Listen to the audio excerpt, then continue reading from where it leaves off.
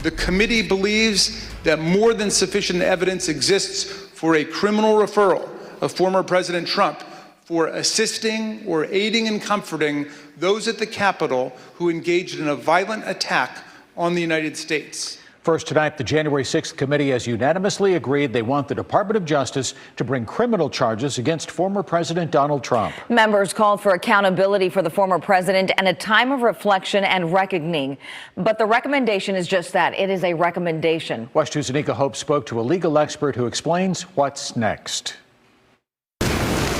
The House Select Committee investigating the January 6th attack on the U.S. Capitol is recommending the Justice Department bring criminal charges against former President Donald Trump. Ours is not a system of justice where foot soldiers go to jail and the masterminds and ringleaders get a free pass. The panel's 7 Democrats and 2 Republicans are recommending these criminal charges: obstruction of an official proceeding, conspiracy to defraud the United States, conspiracy to make a false statement, inciting or assisting an insurrection. It's a moment without precedent, but the referral has no legal weight.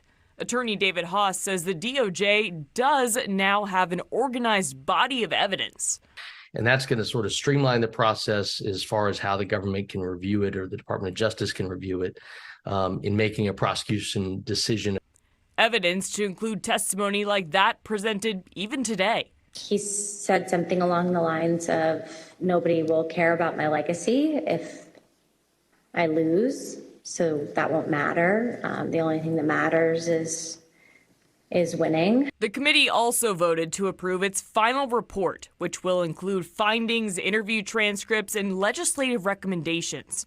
But the DOJ is already running its own investigation and will make its own determination on potential prosecution. So there's going to be sort of 3 different kinds of bodies of evidence. You'll have what was gathered or what could have been duplicated by both investigations. Haas says with all that evidence, it may take weeks or months before we hear what's next for the former president. Anika Hope, WESH 2 News.